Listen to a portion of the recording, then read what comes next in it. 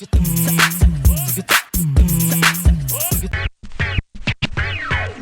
I'm Terra, and this is how I train.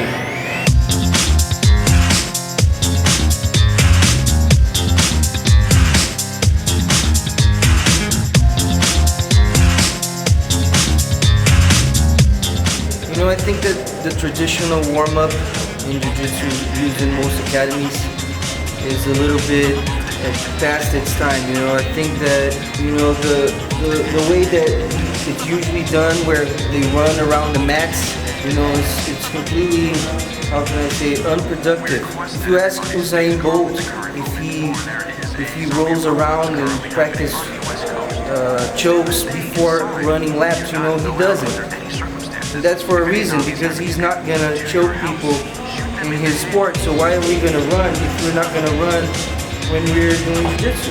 We do specific jiu-jitsu movements because that's what we're gonna do in a fight.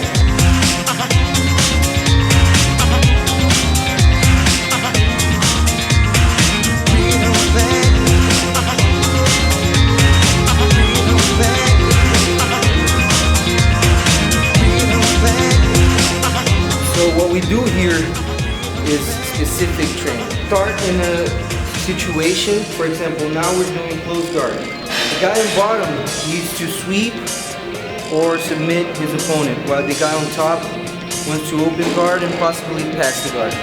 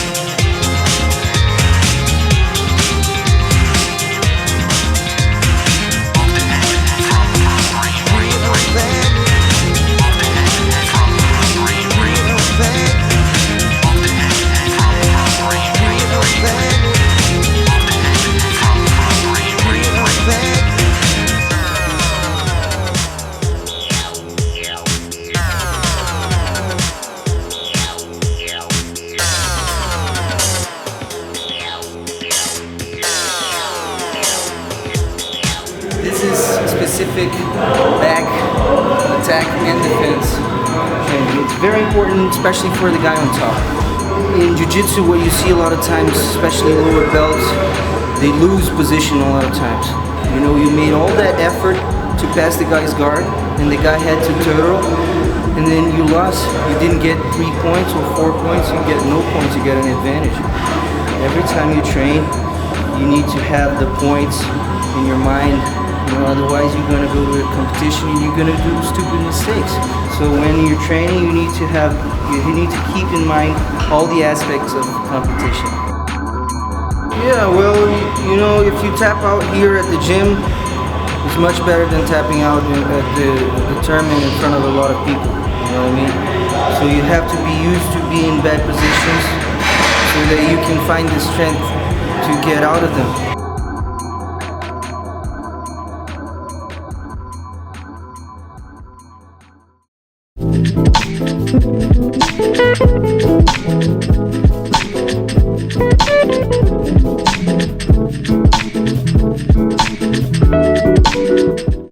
So when the guys are doing their training, do you coach each other also, or you just let them go?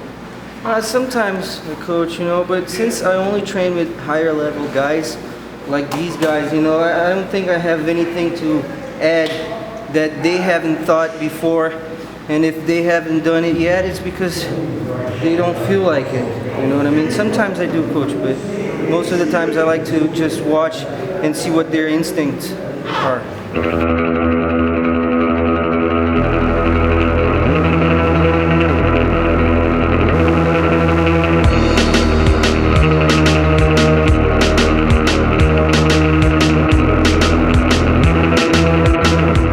This is another advantage of why I like to train with friends. You know, when you train among friends, tapping out is not an issue.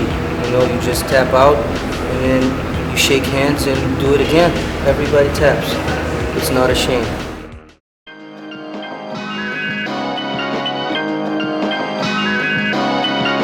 ever since I was a blue belt, you know, me and my brother, we did our own thing in our house. We tore our bedroom down and we made a huge mat, and we started calling friends, you know, to train.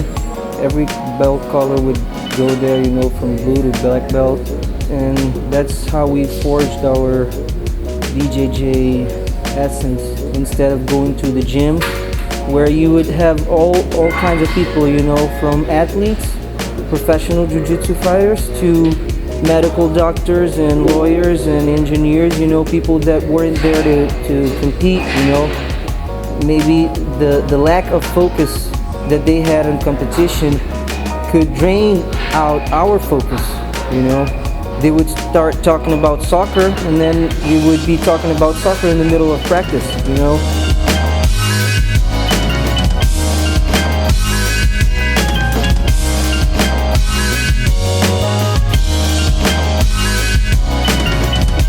There's no hierarchy when we're training here, you know what I mean?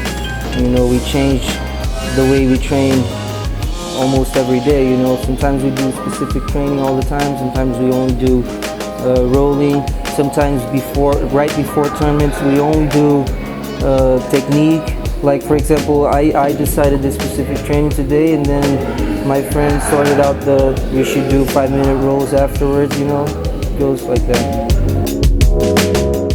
In regards to teams and flags, you know, stuff like that, I'm a strong believer that jiu-jitsu is a one-man sport, you know what I mean? Your team's not going to get in the fight in the tournament. So the most important thing is to be among friends and be happy, you know, and do your thing.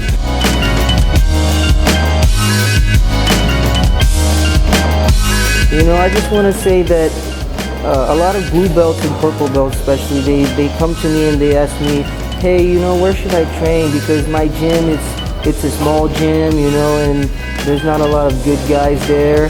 They're my friends, but that other gym across from my neighborhood, they have a lot of good guys and they're always competing and stuff. Do you think I should go there? And I always say, you know, you should listen to your heart, you know, you should stay where your friends are, because that's who you want to share your victories and your defeats with, you know, not with training partners. In the end, the journey is much more important than the destiny. Make sure to check out the other videos from this episode. BJJ Hacks TV. Subscribe now for free jiu-jitsu videos.